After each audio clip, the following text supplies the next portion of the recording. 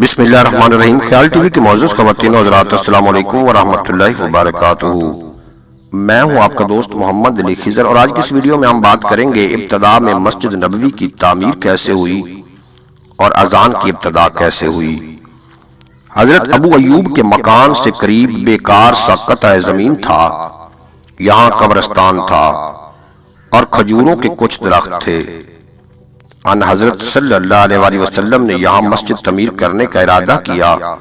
زمین کے مالک بنو نجار کے دو یتیم بچے سہیل اور سہیل تھے۔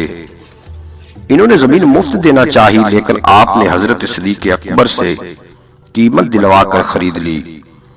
زمین ہموار کی گئی اور تعمیر کا کام شروع ہوا۔ آپ نے حسب عادت مزدوروں کی طرح شرکت فرمائی۔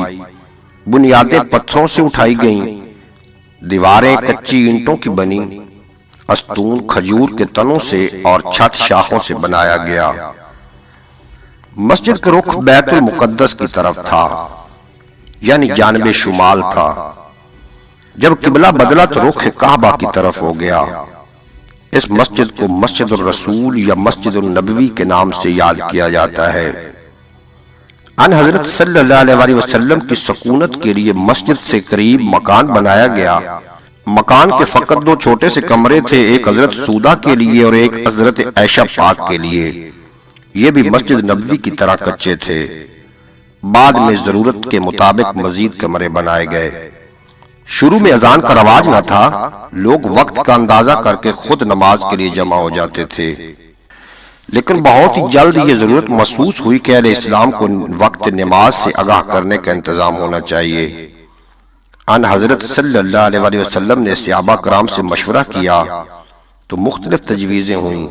مثلا کسی نے ناقوس بجانے کی رائے دی، جیسا کہ نصاری کا طریقہ ہے، اور کسی نے یہ تجویز پیش کی کہ یہود کا طریقہ اختیار کیا جائے اور سنگ بجایا جائے۔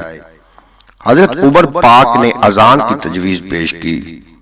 ان حضرت صلی اللہ علیہ وآلہ وسلم نے اس تجویز کو قبول فرمایا اور حضرت بلال کو مؤذن مامور فرمایا گیا۔